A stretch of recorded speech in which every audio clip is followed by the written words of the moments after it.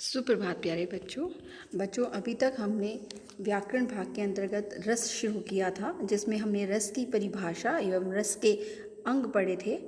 एक बार जो है हम दोबारा से रस की परिभाषा और अंगों पर एक नज़र डाल लेते हैं। रस किसे कहते हैं? किसी भी काव्य को पढ़कर जो साहित्यिक आनंद हमें प्राप्त होता है वही रस कहलाता है। हिंदी साहित्य में रस को काव्य की आत्मा माना गया है। जिस तरह बिना आत्मा के शरीर निर्जीव हो जाता है, निष्क्रिय हो जाता है, उसी प्रकार रस के बिना काव्य भी प्रभावहीन और निर्जीव हो जाता है। आपको मैंने बताया था कि भरत मुनि ने रस का एक सूत्र दिया था, विभावानुभाव व्यभिचारी संयोगाद्रस निष्पत्ति। पुनः इसको हम समझेंगे कि विभावानुभाव व्यभिचारी संयोगाद्रस निष्पत्ति, यानी विभाव, अनुभाव और व्यभिचारी भाव, यानी इनके संयोग से रस की निष्पत्ति होती है, रस निकलता है जब ये आपस में मिलते हैं। रस के अंग की बात की थी बच्चों। रस के 4 अंग मैंने बताए थे आपको, स्थायी भाव, विभाव, अनुभाव और संचारी भाव। स्थायी भाव वे भाव होते हैं जो हमारे मन मस्तिष्क में जो हैं स्थायी रहते हैं, यानी स्थायी भाव वे भाव जो हमारे मानव मन में स्थिर रहते हैं।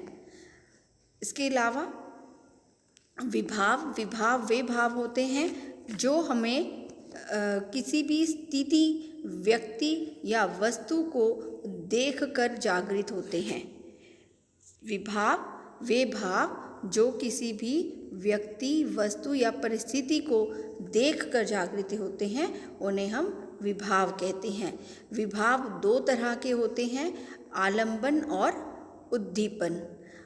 आलंबन विभाव और उद्दीपन विभाव। आलंबन विभाव वो होता है, यानी जिस भी चीज़ को देखकर, यानी वो जो भी कारण है, वो व्यक्ति हो सकता है, वस्तु हो सकता है, परिस्थिति हो सकती है, जिसके कारण हमारा स्थायी भाव जागृत हो जाए, वो आलंबन है। और उद्दीपन क्या होता है बच्चों? उद्दीपन होता है कि उस भाव को तेज करना, स्थायी भाव को तेज करना। जो तेज करना कैसे? कि आलंबन ने क्या वो क्रियाएं की, वो उद्दीपन कहलाता है। उसके भाव जो है हमारे पास है अनुभाव। तीसरा जो हमारा अंग है वो है अनुभाव। अनुभाव होता है कि आश्रय ने क्या चेष्टाएं की। आश्रय क्या? आश्रय होता है कि जिस व्यक्ति के ऊपर उसका प्रभाव आ रहा है। और अंत में होता है संचारी भाव। संचारी भाव क्या होता है बच्चे? संचारी भाव होता है वे भाव जो हमारे मन में आते और जाते हैं, यानी वो स्थिर नहीं रहते हैं। इन चारों अंगों को हम पुनः एक उदाहरण से समझ सकते हैं कि आपने राम लक्ष्मण परशुराम संवाद पढ़ा।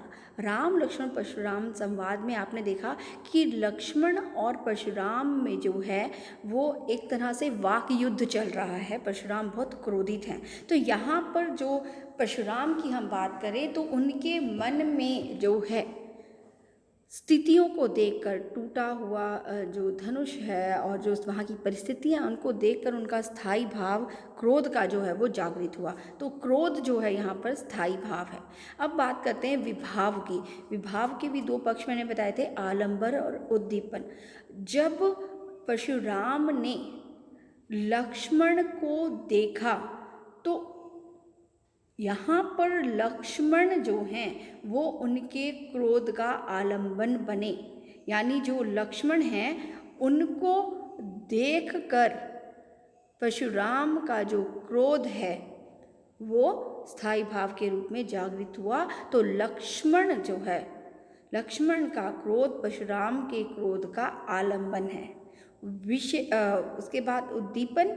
उद्दीपन है कि लक्ष्मण ने परशुराम को देखकर मुस्कुराए, व्यंग्य किया, उन पर कटाक्ष करे, शत्रुओं को लेकर जो बातें कहीं वो उनके क्रोध को बढ़ा रहे थे। किसके? परशुराम के क्रोध को बढ़ा रहे थे। तो यहाँ पर जो है लक्ष्मण का मुस्कुराना, व्यंग्य करना, ये सब क्या कहलाता है? उद्दीपक। उसके बाद अनुभाव क्या है? अनुभाव है कि परशुराम ने जब लक्ष्मण को मुस्कुराते देखा या उनके व्यंग्यों को सुना तो परशुराम के क्रोधपूर्ण वचन, फरसे को संभालना, दांत पीसना, आंखें लाल करना, मुंह लाल हो जाना, ये सब जो प्रतिक्रियाएं हैं उनकी, वो अनुभाव कहलाते हैं। और अंत में जो संचारी भाव है, संचारी भाव क्या कहते हैं कि संचारी भाव है कि राम जब जब बीच में आते हैं, अपने शांत स्वर कहते हैं, तो परशुराम का क्रोध जो है वो कहीं कहीं पर शांत होता नजर आता है। तो उनके मन में वो जो प्रेम का भाव जागृत होता है या शांत जो रस जागृत होता है, वो संचारी भाव की तरह है। लेकिन स्थायी भाव क्या है? अभी भी स्थायी भाव उनका अभी भी क्या है? क्रोध है। और मैंने बताया था कि संचारी भाव की जो संख्या है वो 33 मानी गई है और इन्हें व्यभिचारी भाव भी कहा जाता है। आशा बच्चों आपको इतना समझ आया होगा। और आज जो हम बात करेंगे वो करेंगे स्थायी भाव और उनके रसों की। पहले हम स्थायी भाव को समझ लें। स्थायी भाव, पहला भाव जो है 9 है बच्चों, मैंने कल भी बताया था कि 9 हमारे स्थायी भाव हैं। कहीं कहीं पर 10 भी माने गए हैं और स्थिति को भी मैं यहाँ पर जो है स्पष्ट करूँगी कि 10 क्यों माने गए हैं और क्या 10 होते हैं। तो सबसे पहले हम स्थायी भाव देख लें। सबसे पहला भाव है जो रति। रति होता है प्रेम, प्रेम के भाव को रति कहा जाता है। दूसरा जो भाव है वो है हास। हास, हास मतलब हंसना। हंसना कैसे? किस चीज़ को देखकर हंसना? किसी की विकृत वेशभूषा, उसकी वाणी, उसका अंग आदि को देखने सुनने से जो प्रफुल्लता यानी प्रसन्नता जो उत्पन्न होती है वही हास है। उसके बाद है हमारे पास शोक। शोक आप समझते हैं दुख। दुख यानी किसी भी प्रिय या इच्छित वस्तु के नष्ट होने या किसी अनिष्ट की आशंका से मन में जो कष्ट हो जाता है, जो दुख हो जाता है, उसे हम शोक कहते हैं। क्रोध अपराधी, शत्रु या किसी प्रतिकूल आचरण को देखकर हमारे मन में जो उत्तेजना उत्पन्न होती है उसे ही क्रोध कहते हैं। कई बारी किसी के, चाहे वो हमारा शत्रु है, अपराधी है या फिर किसी का आचरण, जरूरी नहीं कि हम, कई बारी अपने ऊपर भी हमें क्रोध आता है, तो यहाँ पर हम कहेंगे कि उनका जो प्रतिकूल, हमारे अनुकूल ना होकर प्रतिकूल जो आचरण है उसे देखकर हमारे मन में जो भाव उत्पन्न होता है वही क्रोध कहलाता है। अगला स्थायी भाव है उत्साह। किसी भी कठिन कार्य को संपन्न करने की जो सक्रिय उमंग है, जो जोश है, वही उत्साह कहलाता है। यानी किसी भी कठिन कार्य को करने के लिए हमारे मन में जो जोश उत्पन्न हो जाता है वही उत्साह है। भय, अगला स्थायी भाव है भय। महान शारीरिक या मानसिक हानि की संभावना से उत्पन्न व्याकुलता जो है वो भय कहलाती है। यानी किसी भी कोई बड़ी चीज़ का जब हमें नुकसान होना हो, वो शारीरिक भी हो सकता है, वो मानसिक भी हो सकता है, जब उसके नष्ट होने की संभावना हो, जो उसकी हानि होने की संभावना हो, तो वहाँ पर भय उत्पन्न हो जाता है। अगला है हमारे पास जुगुप्सा। जुगुप्सा का अर्थ होता है बेटा घृणा करना। किसी भी दृश्य को देखकर, वस्तु को देखकर, व्यक्ति के दर्शन से हमारे मन में अजीब सा विकार उत्पन्न होता है, घृणा उत्पन्न होती है, उसी को हम क्या कहते हैं? जुगुप्सा कहते हैं। ये स्थायी भाव आपको समझ आ रहे होंगे बच्चे। अगला जो हमारे पास है वो है विस्मय। विस्मय होता है आश्चर्य।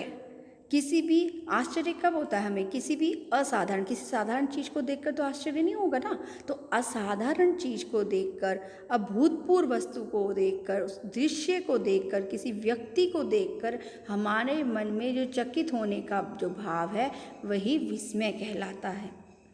अब अभूतपूर्व का अर्थ जो पहले नहीं हुआ। हम किसी चीज़ पे कब हम आश्चर्य करेंगे, जो चीज़ हमने पहले नहीं देखी है।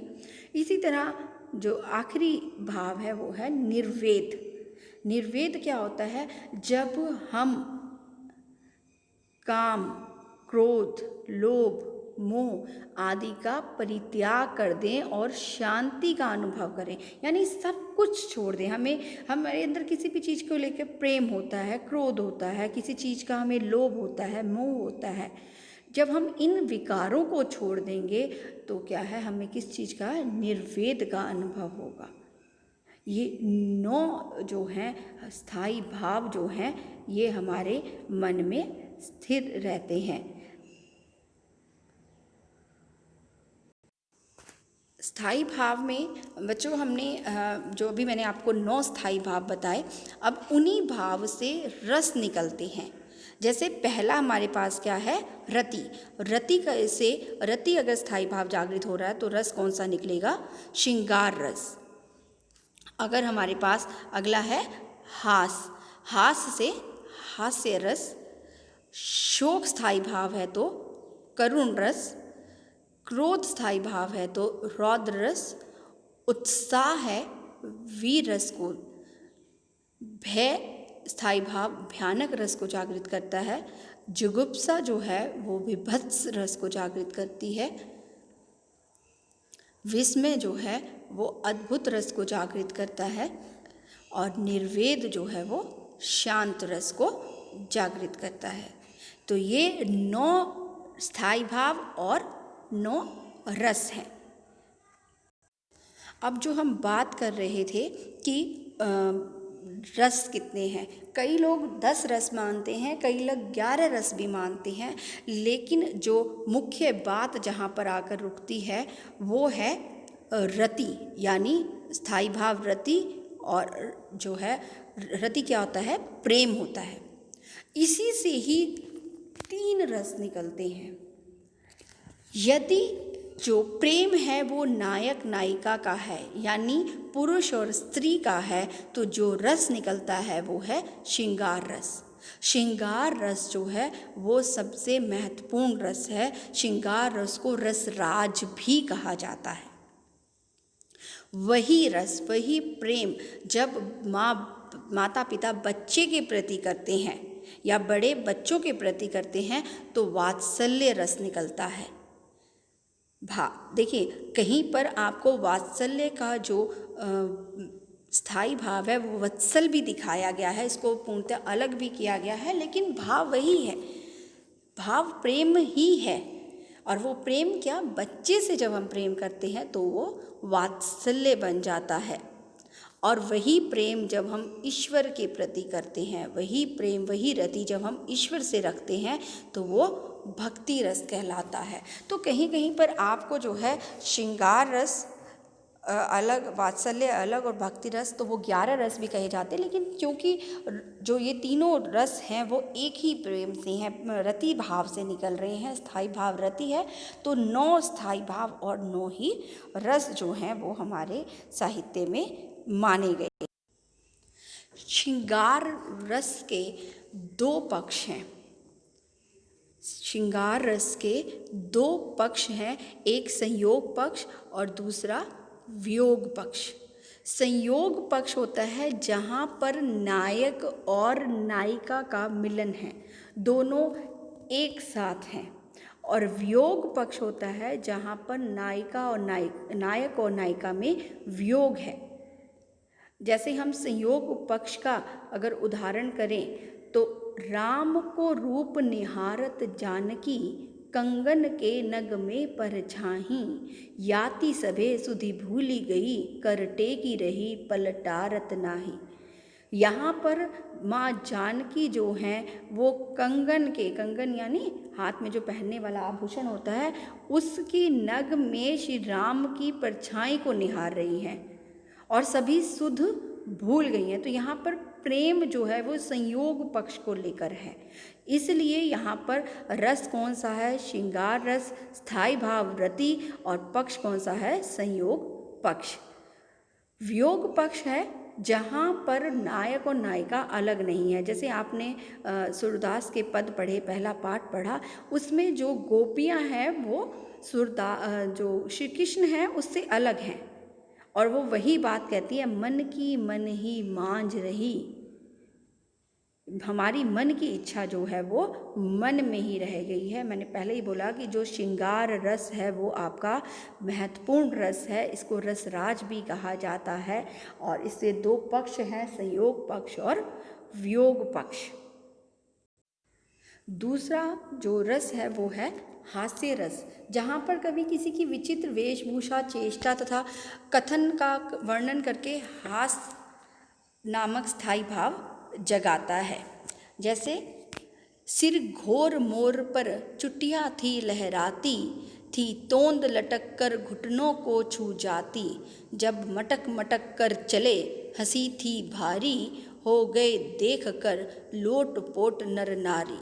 यहाँ पर जो है उनके शारीरिक जो आप कह सकते हैं संरचना, उसके ऊपर व्यंग किया गया है। साथ ही उनकी वेशभूषा को लेकर वो कहते हैं कि जो सिर घोर मोर पर चुटिया थी लहराती, यानी सिर घोर मोर मतलब घुटा हुआ था, घुटा यानी सिर पर बाल नहीं थे, केवल एक चुटिया थी और जो वो हवा में लहरा रही थी तोंद लटक कर घुटनों को छू जाती। पेट इतना ज़्यादा बढ़ गया था कि वो जो तोंद है वो इतनी लटकी थी मानो घुटनों को छू रही है।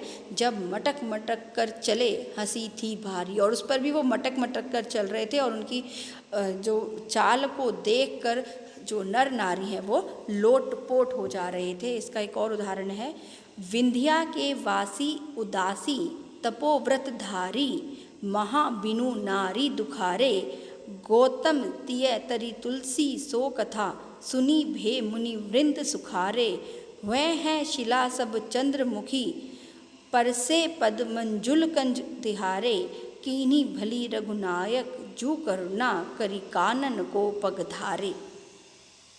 तो यहाँ पर भी जो है हास्य रस आपको देखने को मिलता है। अगर सीधी खड़ी बोली का अगर आप चाहते हैं तो जैसे खद्दर कुर्ता भको भको, नेता जैसी चाल, यही बानक मोह मन बसो, सदा बिहारी लाल। तो यहाँ पर भी जो है उनके रूप रंग को लेकर जो है हास्य भाव लक्षित हो रहा है। तीसरा है करुण रस। करुण रस जहाँ पर शोक जो है दिखता है, इस शोक विकल सब रोभही रानी, रूपशील बल तेज बखानी, करही बिलाप अनेक प्रकारा, परही भूमि तल बारही बारा। यहाँ पर महाराज दशरथ के मरण पर रानियों के शोक का वर्णन है। अगर सीधे उसमें देखें कि जहाँ पर रानी लक्ष्मीबाई की मृत्यु होती है उसके लिए कवि ने एक पंक्ति लिखी है, हाय फूल सी कोमल बच्ची, हुई राख की थी ढेरी। कि वो जो बच्ची थी उम्र से कोमल थी और कुछ ही पलों में क्या हो गया, राख की ढेरी में तब्दील हो गई। हा वृद्धा के अतुल धन, हा वृद्धता के सहारे, हा प्राणों के परम प्रिय, हा एक मेरे दुलारे, हा शोभा के सप्त सम, हा रूप लावण्य हारे, हा बेटा हा हृदय धन, हा नेत्र तारे हमारे। यहाँ पर एकमात्र पुत्र की मृत्यु पर माँ का जो शोक व्यक्त हो रहा है वो भी करुण रस का उदाहरण है। अगला जो हमारे पास रस है वो है रौद्र रस, जहाँ पर क्रोध है। जहाँ पर भी आप राम लक्ष्मण परशुराम का जहाँ पर भी वर्णन पढ़ेंगे वहाँ पर वो क्रोध ही दर्शाता है। भाखे लखन कुटिल भाई भ्यों, रद पुट फरकत नयन रिसहों। यहाँ पर लक्ष्मण के क्रोध का वर्णन है। और जो एक बड़ी प्रसिद्ध सी पंक्ति है परशुराम की, रे नृप बालक काल बस, बोलत तो ही न संभार, धनु ही सम त्रिपुरारी धनु, विदित सकल संसार। तो ये आपके रौद्र रस का उदाहरण है। अगला जो है हमारे पास वो है वीर रस। वीर रस जहाँ पर उत्साह, जो आपने बचपन में कविता पढ़ी थी, वीर तुम बढ़े चलो, धीर तुम पढ़े चलो, सामने पहाड़ हो, सिंह की दहाड़ हो। या फिर आप जब दहक उठा सीमांत पुकारा माँ ने शीश चढ़ाने को, नौजवान लहू तड़प उठा हंसते हंसते बलि जाने को। गरजे थे लाखों कंठ आज दुश्मन को मजा चखाएंगे, भारत धरनी के पानी का जौहर जग को दिखलाएंगे। इसका सीधा सा अगर आप कहीं पर भी देखें, जहाँ पर भी देशभक्ति की कविताएं होंगी वहाँ पर आपको वीर रस ज़्यादा मिलेगा। ऐसे ही मैं सत्य कहता हूँ सखे सुकुमार मत जानो मुझे, यमराज से भी युद्ध में सदा प्रस्तुत सदा मानो मुझे। अगला जो रस है हमारे पास वो है भयानक रस। भयानक रस जहाँ पर भय उत्पन्न होता है।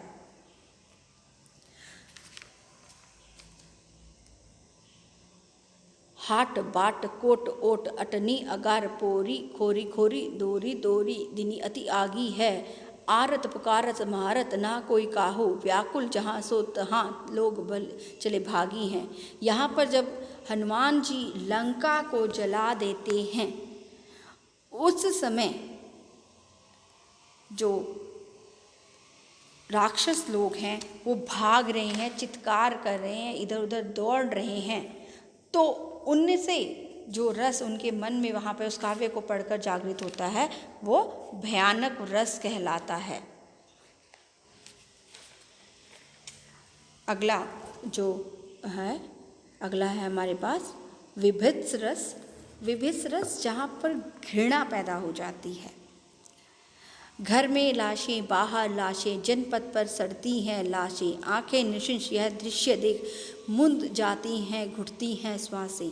घर में भी लाशें हैं, बाहर भी लाशें हैं, सड़कों पर भी लाशें हैं और सड़ रही हैं लाशें, और ऐसा लोगों का दृश्य देखकर मृत आंखें जो हैं वो मुंद जा रही हैं और जो सांसें हैं वो घुट जा रही हैं। तो ये आपका जो है विभत्स रस है। उसके बाद आपका है अद्भुत रस। अद्भुत रस जहाँ पर जो अद्भुत आप कह रहे आश्चर्य की अनुभूति है, वहाँ पर क्या है स्वच्छ चांदनी है क्या है निसिप्त निशा, है स्वच्छ सुमंद गंध यह निरानंद है कौन दिशा, बंद नहीं अब भी चलते हैं नेति नटी के कार्यकलाप पर, कितने एकांत भाव से कितने शांत और चुपचाप। इसी तरह जो है यहाँ पर वैसे चांदनी रात का सौंदर्य जो है, आश्चर्यचकित सौंदर्य जो है वो वर्णन किया गया है। यहाँ हुआ दो बालक देखा, मति भ्रम मोर की आन बिसेखे, तन पुलकित मुख बचन न आवा, नयन मुंदी चरणन सिर नावा। यहाँ कौशल्य द्वारा भगवान राम के दो बाल रूप देखकर चकित होने का वर्णन है। और जब वो उनके दो बाल रूप देखती है तो वो जो वर्णन है वही क्या है, आश्चर्य कहलाता है, अद्भुत रस कहलाता है। और आखिरी जो हमारे पास है वो है शांत रस, जहाँ मैंने कहा कि सभी विकार जो है वो समाप्त हो जाते हैं। अब लो नसानी अब ना नसहूँ, राम कृपा भव निशा सिरानी, जागे फिर न डसहूँ। ये आपका जो है शांत रस का उदाहरण है। बच्चे ये 9 रस हैं जो आपने करने हैं। एक ये वात्सल्य का, जहाँ पर भी श्री कृष्ण को यशोदा माता खिला रही हैं वो, या गोपियाँ उनके साथ कर रही हैं तो वहाँ प्रेम प्रदर्शन कर रही हैं तो वहाँ पर वात्सल्य रहता। जसोदा हरि पालन झुलावे, हर्रावे दुलरावे, दुलराई मल्हावे, जोई सोई कछु गावे। जहाँ पर कृष्ण की किशोरावस्था का वर्णन है वहाँ पर श्रृंगार रस आ जाता है, लेकिन जब वो बाल रूप में है तो वहाँ पर वात्सल्य रस जो है वो आ जाता है। बच्चे इसके साथ ये आपका रस का जो अध्याय है वो ख़त्म हुआ। फिर भी अगर आपको कुछ समझ नहीं आया है तो वो आप पूछ सकते हैं। धन्यवाद बच्चों।